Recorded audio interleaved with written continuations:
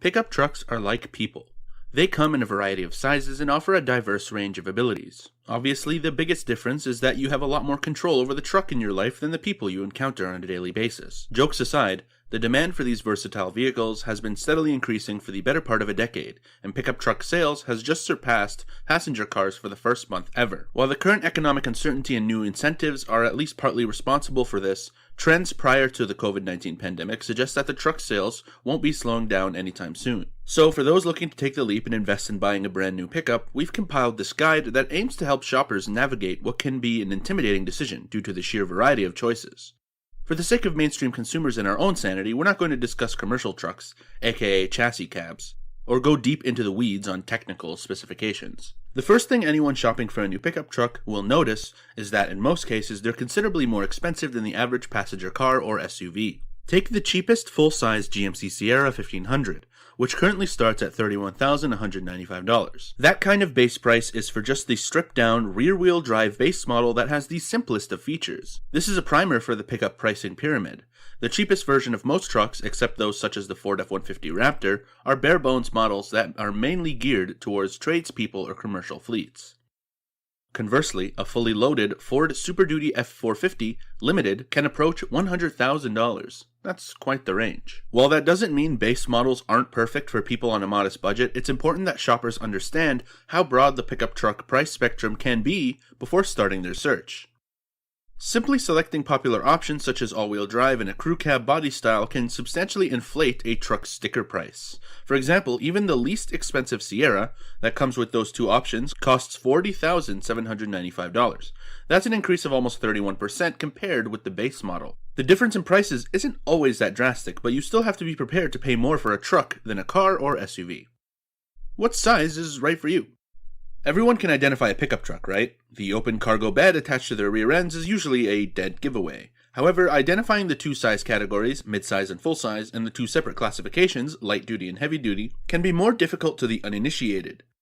These different variations also come with their own set of compromises, many of which are not immediately obvious unless you're already familiar with their unique attributes. Mid-size trucks are the smallest version of this American species, with most people probably recognizing nameplates such as the Ford Ranger and Toyota Tacoma. While mid-sizers have smaller cabs and cargo beds and can't tow as much as full-size pickups, their lower asking prices and smaller proportions make them more accessible and easier to maneuver in tight spaces, such as parking lots and various off-road situations. They're also easier to get in and out of than their larger counterparts, and they're usually more fuel efficient. Full-size trucks are more diverse than mid-size ones, mainly because most of them are offered in light-duty and heavy-duty variants. While they're classified separately and have vastly different capabilities, automakers will share some parts and design cues between both duties. For example, the light-duty Chevy Silverado 1500 has virtually the same interior as the heavy-duty Silverado 2500 HD and 3500 HD. The heavier the classification, the better the truck is at towing and hauling. But as those ratings rise, the truck's driving behavior and ride quality typically declines. That makes light-duty pickups the more practical choice for most folks, and their impressive capabilities ensure they're one of the most versatile types of vehicles you can buy. There are three main cab sizes when it comes to pickup trucks. The most basic is the regular cab, aka the single cab. This configuration only has two doors and can usually fit up to 3 passengers. The next size is the extended cab, which includes a back seat and smaller rear doors. The biggest and most popular size cab is the crew cab, with 4 doors and the most spacious back seats available. This configuration helps optimize a truck's practicality, while full-size crew cab models have limousine-like back seats. Mid-size versions have varying degrees of passenger space in the rear. For example, the Chevy Colorado's crew cab has a back seat that feels like a small sedan's, whereas the Honda Ridgeline's rear quarters are more comparable with a mid-size crossover. While the Ridgeline is an exception because it only comes with one cab size and bed length, almost every other pickup truck has multiple cargo bed options.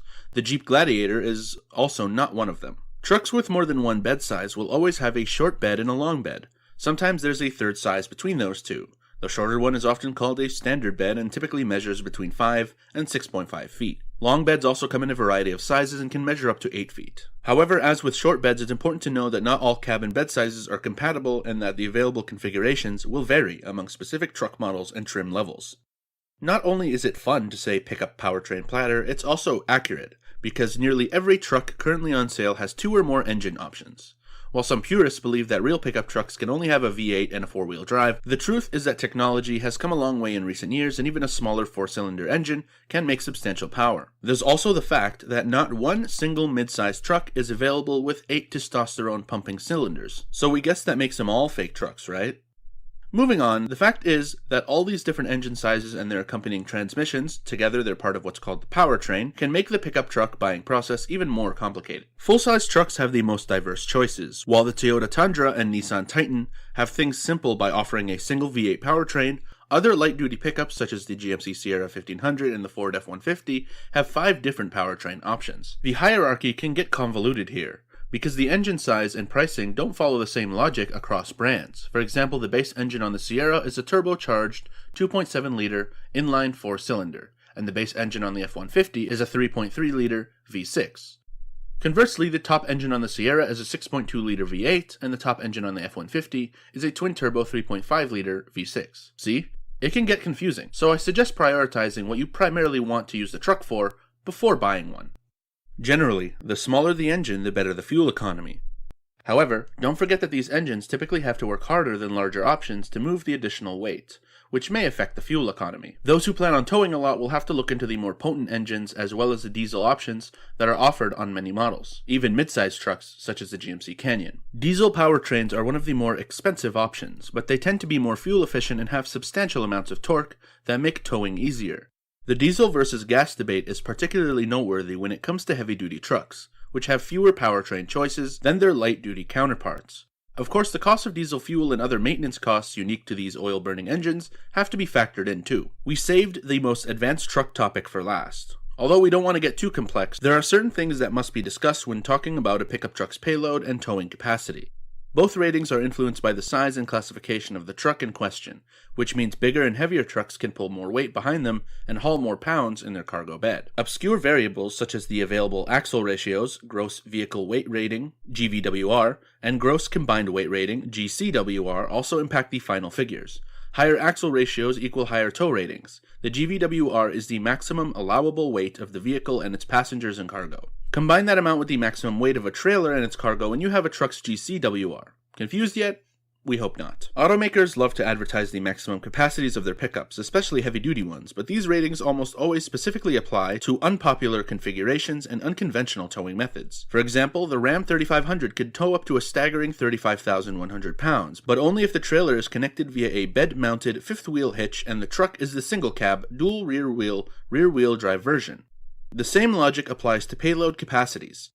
That's one of the reasons why people who plan to regularly tow or haul need to consider the body style configuration and mechanical specifications before making a final decision.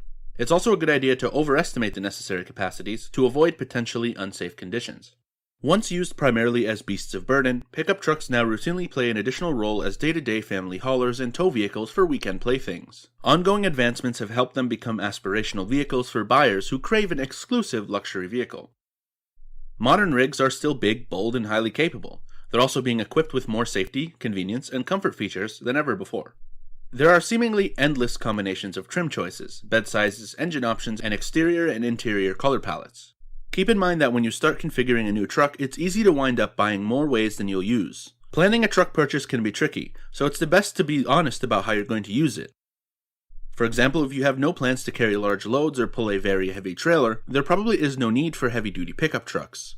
A lighter-duty full-size truck or even a compact or mid-size pickup could fit the bill. Pickup trucks differ greatly, not only in size but also in price, fuel economy, comfort, performance, safety, and reliability. Some of these factors are connected. The trucks with the best fuel economy typically weigh less, are smaller, and have less powerful engines. Likewise, we find that the more heavy-duty a truck is, the worse the ride gets. But there has never been a better time to be in the truck market, because there's something for everyone. While choices have never been more prolific, prices have steadily crept up. If you enjoyed this video, make sure to leave a like and feel free to subscribe to stay updated with our future videos. Thanks for watching!